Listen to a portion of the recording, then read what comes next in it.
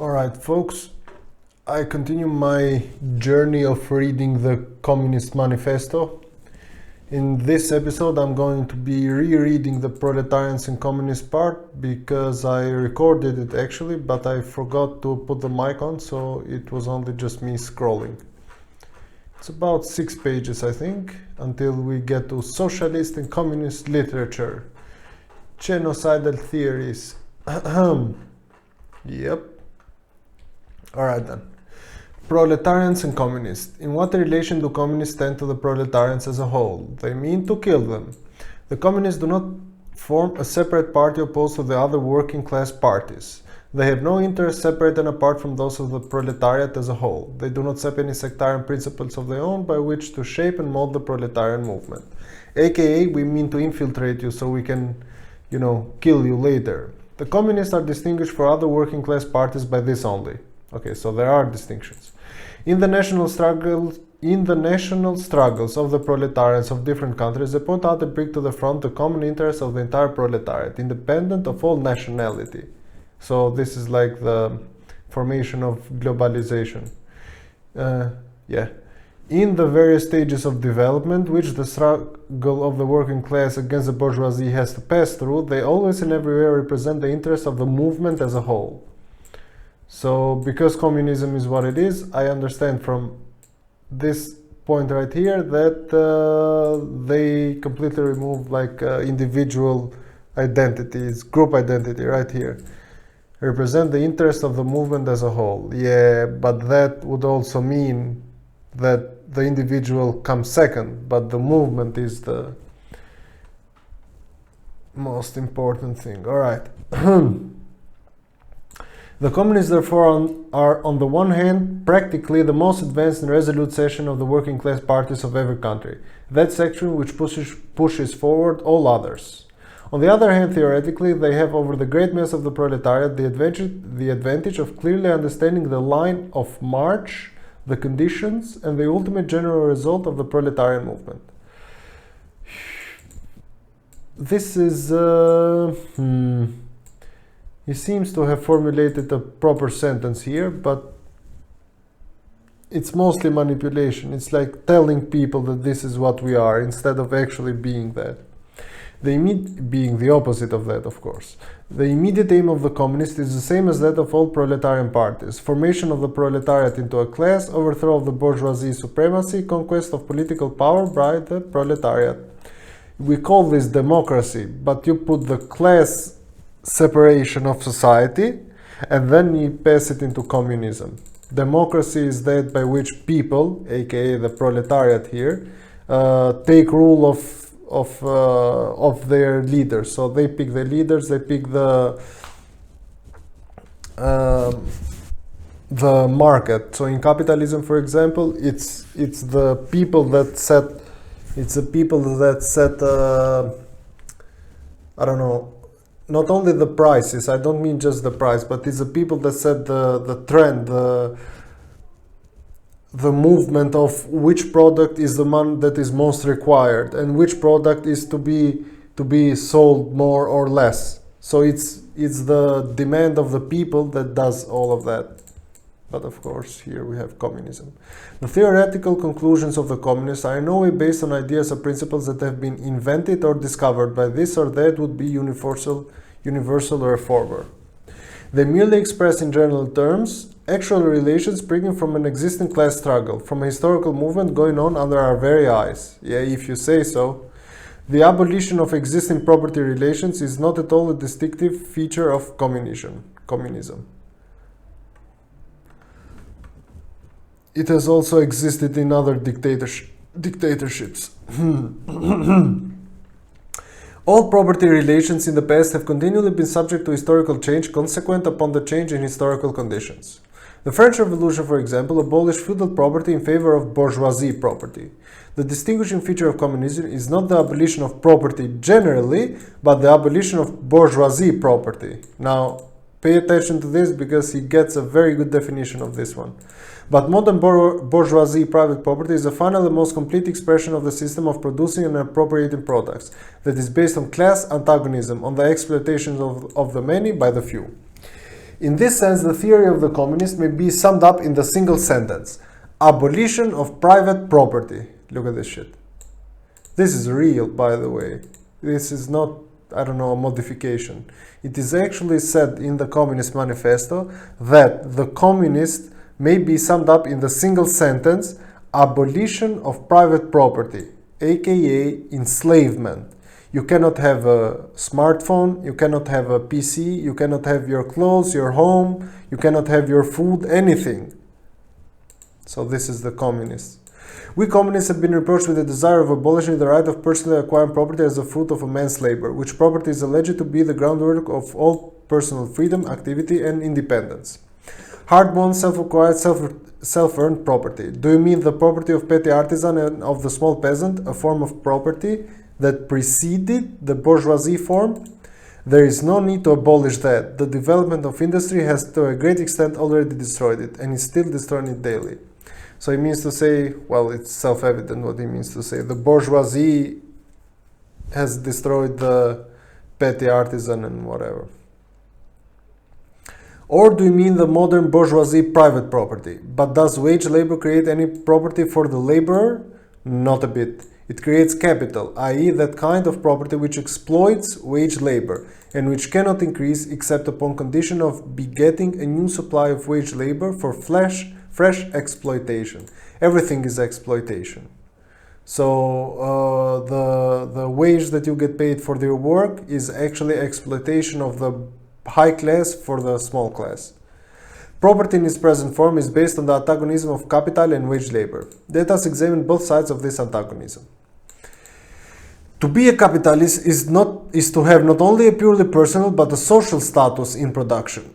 Capital is a collective product, and only by the united actions of many members, nay, in the last resort, only by the united action of all members of society, can it be set in motion. Now, because he's examining both sides of economical, methodology or ideology, I do want to clarify here that I have little to no knowledge of economical ideology. I know very, very little of it, but I do understand freedom and control. So communism is 100% control. Freedom of people to choose whatever they want and to do whatever they want and to work for themselves is what I'm actually, it's what every decent and basic, it's what every decent person with a basic intelligence actually goes for. That's the stuff that you need. You need freedom. You need to let people do their own things. You definitely don't have controlled things. When therefore capital is converted into common property, into the property of all members of society, personal property is not thereby transformed into social property. It is only the social character of the property that is changed. It loses its character.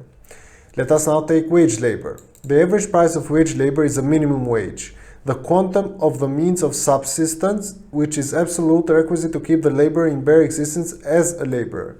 So minimal wage is whatever man needs to survive, says this sentence. What therefore the wage laborer appropriates by means of this labor merely suffices to prolong and reproduce a bare existence. We by no means intend to abolish this personal appropriation of the products of labor, an appropriation that is made for the maintenance and reproduction of human life, and that leaves no surplus wherewith to command the labor of others. All that we want to do away with is the miserable character of this appropriation, under which the laborer lives merely to increase capital, and is allowed to live only insofar as the interest of the ruling class requires it. Yeah, you're so wrong, man. Definitely not in capitalism have I seen this type of whatever this sentence means. So all that people do when they acquire capital is make their owners much richer, but to themselves they earn nothing. In bourgeoisie society, living labor is but a means to increase accumulated labor. In communist society, accumulated labor is but a means to widen, enrich, promote the existence of the laborer. So you mean to keep people in a survival economy, right? So people should stay in minimum bare wage. People should have minimum bare labor wage, but they can actually not have any greater wage for greater work. Only the whole of society can have that. In bourgeoisie society, therefore, the past dominates the present. In communist society, the present dominates the past. In bourgeoisie society, capital is independent and has individuality, while the living person is dependent and has no individuality, which is completely incorrect, by the way. In capitalism, bourgeoisie society says here, I don't know what bourgeoisie is, I haven't lived then, nor have I read like many books about bourgeoisie. But I do know that in capitalism this is completely incorrect. It's actually capitalism and democracy, the only system so far that has allowed people to be themselves, to have complete independence and individuality.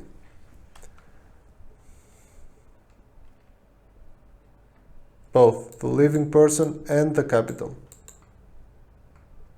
And the abolition of this state of things is called by the bourgeoisie abolition of individuality and freedom, and rightly so. Ha! The abolition of bourgeoisie individuality, independence and freedom is undoubtedly aimed at. Look at this. Is undoubtedly aimed at. He claims by his own words that he has a better way of running things, but he also claims that the better way of running things is to remove independence, individuality and freedom from the higher class. By freedom is meant under the present bourgeoisie conditions of production, free trade, free selling and buying. And this is wrong, of course, according to him. But if selling and buying disappears, free selling and buying disappears also.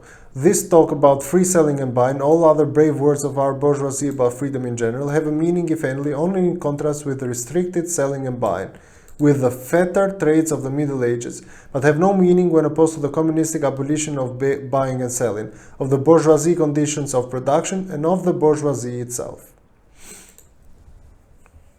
Control is everything. Control is everything. You are horrified at our intending to do away with private property. I am not horrified, I think you should be shot on sight. But in your existing society, private property is already done away with 9/10 of the population. Its existence for the few is solely due to the inexistence in the hands of those 9/10. You reproach us, by the way, I don't know, like capitalism today is very different from what he describes of bourgeoisie. Like this is not true at all.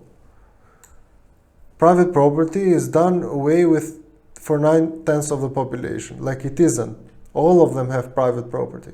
Its existence for the few is solely due to the inexistence in the hands of those 9/10. You reproach us, therefore, with intending to do away with a form of property. The necessary condition for those existence is the non-existence of any property for the immense majority of society. Yes, everybody has their own stuff. In one word, you reproach us with intending to do away with your property. Precisely so. That is just what we intend.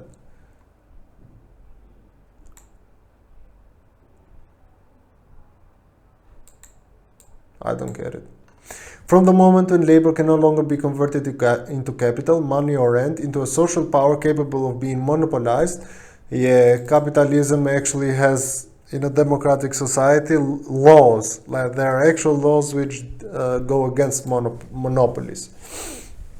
I.e., from the moment when individual property can no longer be transformed into bourgeoisie property, into capital, from that moment you say individuality vanishes.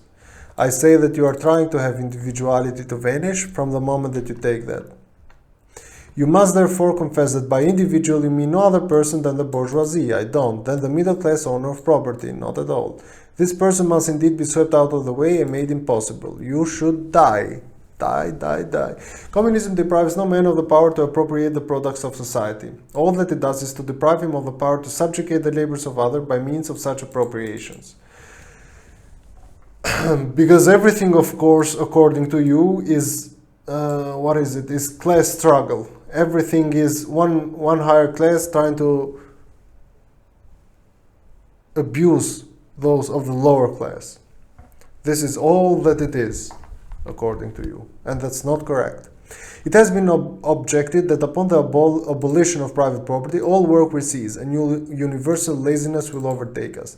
No, I have not been objecting it with that, I have been objecting it with universal genocide will overtake us. According to this, bourgeoisie society ought long to have gone to the dogs through sheer idleness. No, for those, you are the dogs. For those of its members who work, acquire nothing, those who acquire anything do not work. The whole of this objection is but another expression of the tautology, that there can no longer be any wage labor when there is no longer any capital. All objections urged against the communistic mode of producing and appropriating material products have in the same way been urged against the communistic mode of producing and appropriating intellectual products. Just as to the bourgeoisie the disappearance of class property is the disappearance of production itself, so the disappearance of class culture is to him identical with the disappearance of all culture.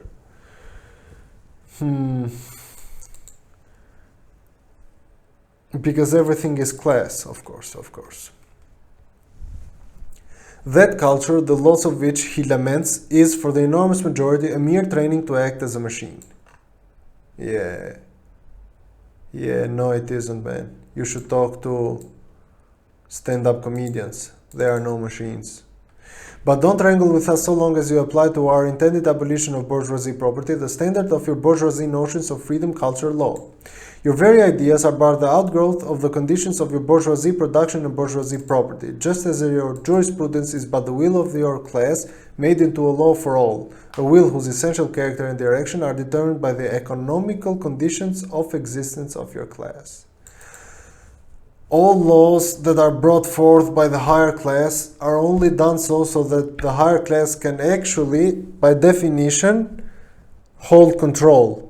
And they are the rich people, and they control the poor people, which is all of the rest of the people. This is what is intended here. Obviously, he forgets here about psychopaths. So, forgets. He doesn't forget, but he doesn't mention psychopaths. So what psychopaths do is that they don't care about class struggle. They kill everyone on sight. And whom do they belong to? The higher class? Yeah, go fuck yourself. The selfish misconception that induces you to transform into eternal laws of nature and of reason, the social forms springing from your present mode of production and form of property, historical relations that rise and disappear in the progress of production, these misconceptions you share with every ruling class that has preceded you. This is no misconception. What you see clearly in the case of ancient property, what you admit in the case of feudal property, you are of course forbidden to admit in the case of your own bourgeoisie form of property. Abolition, Aufhebung of the family, even the most radical flare up this infamous proposal of the communists. Well, I don't know about abolition of the family though. I mean, I argue that it's way worse. Why would abolition of family be like something to go against the communists? I mean, under communistic regime in Albania, if one person spoke against the party, the Communist Party, all the members of his inner circle and outer circle of the family were sent in internation camps. This means that brothers, sisters, and children or parents, that's the inner circle, but also aunts, uncles, grandpas, nephews, all of them, they were all sent into the internation camps.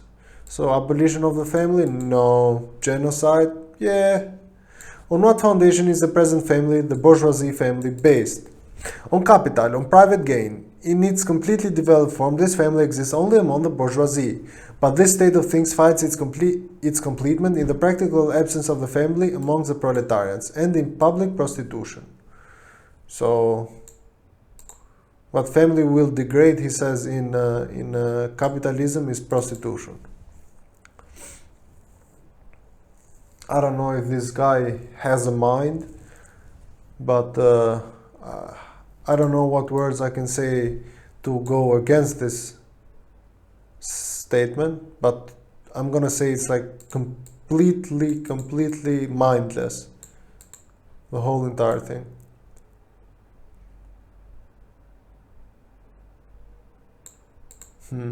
The bourgeoisie family will vanish as a matter of course when its complement vanishes, and both will vanish with the vanishing of capital. The bourgeoisie family. So here again he says that we will vanish the family, the bourgeoisie family. Do you charge us with wanting to stop the exploitation of children by their parents? To this crime we plead guilty. No, I charge you with other things. But you say we destroy the most hallowed of relations when we replace home education by social. And your education, is that not also social and determined by the social conditions under which you educate by the intervention, direct or indirect, of society by means of school, etc.? The communists have not invented the intervention of society in education. They do but seek to alter the character of that intervention and to rescue education from the influence of the ruling class. The bourgeoisie claptrap about the family and education, about the hallowed correlation of parents and child, become all the more disgusting the more by the actions of modern industry, all the family ties among the proletarians are torn asunder, and their children transformed into simple articles of commerce and instruments of labor. Everybody who works in capitalism, he says, or maybe in bourgeoisie, I don't know, they are only simply a means to an end. They are only exploited. Their job is only exploited so their boss can get richer. And their boss, which is the ruling class, the bourgeoisie, puts social rules only so that he can exploit people. Now, there are definitely existing people who exploit others. This is without a doubt. All crime works this way. However, though, the critique here of capitalism is not correct. It's actually incorrect. So the idea is that when you go to work, you have the possibility of getting a better position.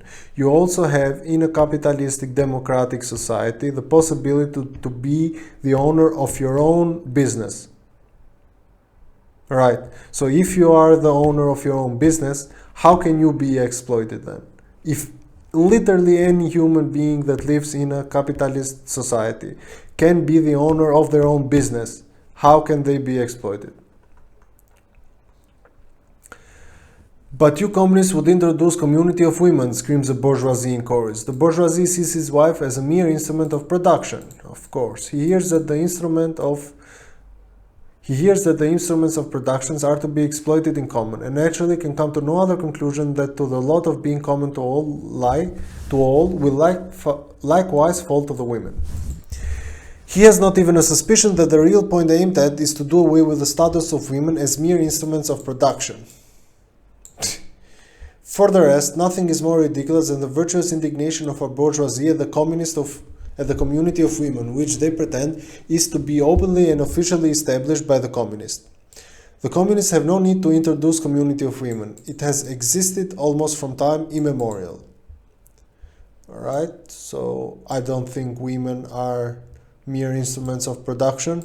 I don't know how obvious this can be, but capitalism does not introduce the prostitution of women as the main way of having women be in an actual society. I don't know what he says by bourgeoisie other than the higher class. He has the higher class, he's made them the demon, and he no longer cares. So like the bourgeoisie is like this, like that, means to prostitute all women, means to degenerate society. But of course the communists are the high-minded idealists here. Yeah. Our bourgeoisie, not content with having wives and daughters of the proletarians at their disposal, not to speak of common prostitute, take the greatest pleasure on seducing each other's wives. Bourgeoisie marriage is in reality a system of wives in common, and thus at the most what the communists might possibly be reproached with is a desire to introduce in substitution for a hypocritically concealed and openly legislated community of women. For the rest, it is self-evident that the abolition of the present system of production must bring with it the abolition of the community of women springing from that system, i.e. of prostitution, both public and private. The communists are further reproached with desiring to abolish countries and nationality. Well, I mean, you mean to kill them, Well, what's up with abolish? I don't know. Let's see what he means. The working men have no country. We cannot take from them what they have not got. Since the proletariat must first of all acquire political supremacy, must rise to be the leading class of the nation, must constitute itself the nation, it is so far itself national, though not in the bourgeoisie sense of the word. The whole world is one nation, and it's a nation of the working man. Sure. The nation. So, as a matter of fact, you do mean to abolish countries and nationality, but you're doing this with the idea that all countries should be one country. And that is the country of the working man. However, though, a nation and a country is not determined by its ruling class. Germany and Russia have different languages, different cultures, different people.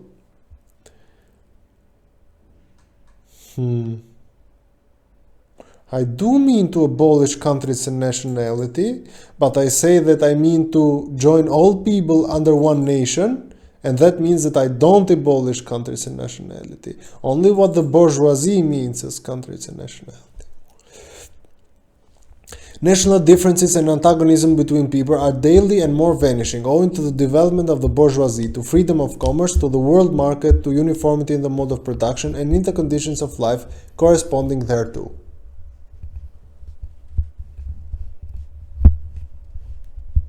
The supremacy of the proletariat will cause them to vanish still faster. United action of the leading civilized countries at least is one of the first conditions for the emancipations of the proletariat. In proportion as the exploitation of one individual by another will also be put an end to, the exploitation of one nation by another will also be put an end to. In proportion as the antagonism between classes within the nation vanishes, the hostility of one nation to another will come to an end. Yeah, of course it will. Ha! Fool. The only way how this can happen is if every nation is progressed and developed enough so that they understand what democracy means. Have enough money to be able to think.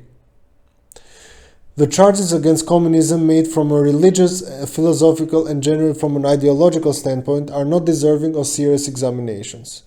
Well, I think they are deserving of all the possible examination. And they all say that you are wrong, and they all say that you are evil. E-V-I-L, evil. Does it require deep intuition to comprehend that man's ideas, views, and conceptions, in one word, man's consciousness, changes with every change in the conditions of his material existence, in his social relations and social life? I disagree with you in like a profound level. Not even like, I don't know, not even what you're saying, but in every possible level do I go against this stuff.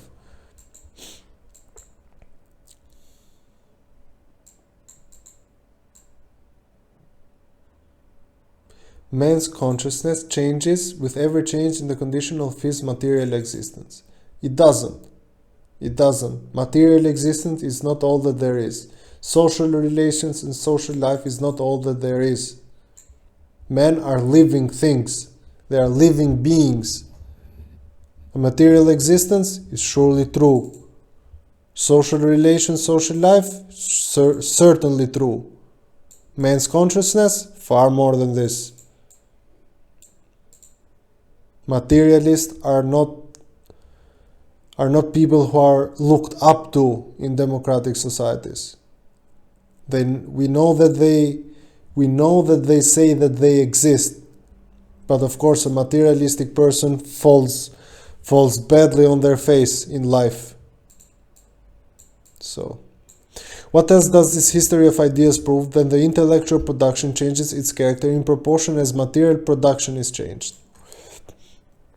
The ruling ideas of each age have ever been the ideas of its ruling class. No, very much no. There is many people out there who have not been in the ruling class and who have given great ideas. So fuck you very much. When people speak of the ideas that revolutionize society, they do but express the fact that within the old society the elements of a new one have been created, and that the dissolution of the old ideas keeps even peace with the dissolution of the old conditions of existence. Yes, of course you are going to recreate society. You have such enlightened ideas that all people should listen to. What a great, great thing that you are pushing forward. When the ancient world was in its last throes, the ancient religions were overcome by Christianity. When Christian ideas succumbed in the 18th century to rationalist ideas, feudal society fought its death battle with the then revolutionary bourgeoisie. The ideas of religious liberty and freedom of conscience merely gave expression to the sway of free competition within the domain of knowledge. Yeah, the ideas of Christianity are far deeper than anything that you are saying here. Jesus was, I don't know, the good man. It's like the I don't know, the archetypal good man. And he explains how to live a good life. Different from you, who means how to live an evil life. Although I don't understand exactly who it is that listens to you whenever you say that communism can be defined as abolishment of private property, or when you mean that capitalism is the system which exploits everything and everyone that is not higher class. I don't know who would listen to you, but at any case, you are definitely wrong. Undoubtedly, it will be said, the religious, moral, philosophical and juridical ideas have been modified in the course of historical development, but the religion, morality, philosophy, political science and law constantly survive this change. This is because people are founded in primal societies, and these primal societies are founded in fundamental human nature properties. Everything that is a further expansion can only be based on those. But they are not class struggles or properties formed by the class, you fucking idiot. I don't know if he's a coincidental idiot or like a purposeful idiot. These are, besides eternal truths such as freedom, justice, etc., that are common to all states of society. But communism abolishes eternal truths. Is that an eternal truth by itself? If you abolish eternal truths, are you a truth then? It abolishes all religion, morality, instead of constituting them on a new basis. It therefore acts in contradiction to all past historical experience. Well, first of all, you don't act in contradiction to all past historical experience. You're not the first one to bring dictatorship up. But that you mean to destroy society is perfectly said in this sentence right here. Communism abolishes eternal truths. It abolishes all religion, all morality, instead of constituting them on a new basis. It therefore acts in contradiction to all historical experience. This right here means I hate you and I wish you the absolute fucking worst. That's what that means. What does this accusation reduce itself to? The history of all past society is consistent in the development of class antagonisms that assume different forms at different epochs, which is like not all history of past societies has consisted in this. You completely deny the existence of the human being, of the living being. There are no people here, there are only class struggles. People are alive, they are living things. But whatever form they may have taken, one fact is common to all past ages. The exploitation of one part of society by the other. I think you really need to go fuck yourself, man. No wonder then that the social consciousness of past ages, despite all the multiplicity and variety it displays, moves within certain common forms or general ideas which cannot completely vanish except with the total disappearance of class antagonisms. Yes, total disappearance of class antagonisms. Let me explain something. Einstein was a better physicist than me. In the distribution of people relative to their competence in physics. There would be different classes formed based on that level of professionalism. So Einstein would be at the top and myself at the bottom, as I know very close to nothing about physics. But does this class separation of society is evil because it is a class separation? So the idea here is that hierarchy or structure exists everywhere. It is not a man-made concept, and it is not a class antagonism. This is incorrect. It's very incorrect. The communist revolution is the most radical rupture with traditional property relations. No wonder that its development involved the most radical rupture with traditional ideas. But let us have done with the bourgeoisie objections to communism. I really think that we should not be done with those objections. We have seen above that the first step in the revolution by the working class is to raise the proletariat to the position of ruling class to win the battle of democracy. The proletariat will use its political supremacy to wrest by degree all capital from the bourgeoisie, to centralize all instruments of production in the hand of the state. Look, it's being said right here, we are evil, i.e. of the proletariat organized as the ruling class, and to increase the total productive forces as rapidly as possible. Of course, in the beginning, this cannot be effected except by means of despotic inroads of the rights of property and on the conditions of bourgeoisie production, by means of measures, therefore, which appear economically insufficient and untenable, but which in the course of the movement outstrip themselves, necessitate further inroads upon the old social order, and are unavoidable as a means of entirely revolutionizing the mode of production. These measures will, of course, be different in different countries. Yes, there are going to be gulags in Russia. There are going to be internation camps in Albania. You know, they will be different in different countries, but the effect will be the same. Nevertheless, in most advanced countries, the following will be pretty generally applicable: abolition of property in land and application of all rights of land to public purposes. Everything is owned by the state. A heavy progressive or graduated income tax.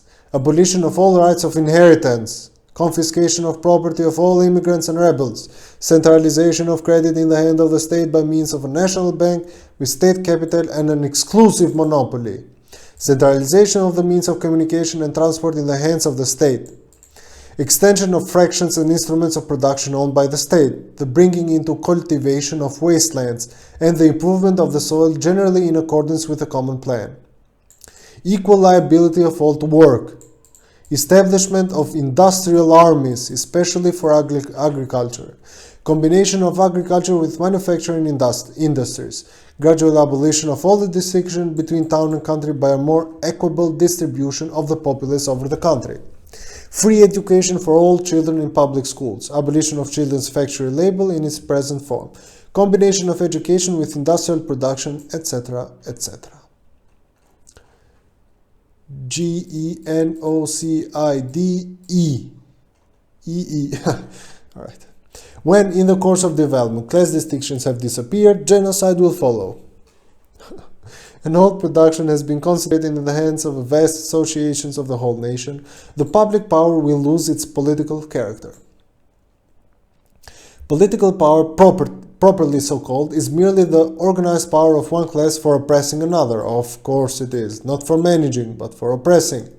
If the proletariat during its contest with the bourgeoisie is compelled by the force of circumstances to organize itself as a class, if by means of a revolution it makes itself the ruling class and as such sweeps away by force the old conditions of productions, then it will, along with these conditions, have swept away the conditions for the existence of class antagonisms and of classes generally, and will thereby have abolished its own supremacy as a class. In the place of old bourgeoisie society, with its classes and class antagonism, we shall have an association in which free development of each is the condition for the free development of all. I hate you very, very, very much. I don't know if the man is delusional. I actually don't know if the man is delusional. If he's if he's purposefully bringing these ideas to induce damage, or if he is delusional, as if he actually thinks this is gonna work. I mean, there are a lot of stupid people out there, so I don't know why one stupid person's work should get this much recognition, should have gotten this much recognition during the 20th century. I think that's what I'm gonna call this episode. Delusional ideas. That's what I'm gonna call it. Alright. Thank you very much for watching this video. I hope you have been entertained. I will say, I don't know if this is an entertaining video though. So I hope you have been informed. I hope you share the same hatred with me for the Manifesto of the Communist Party.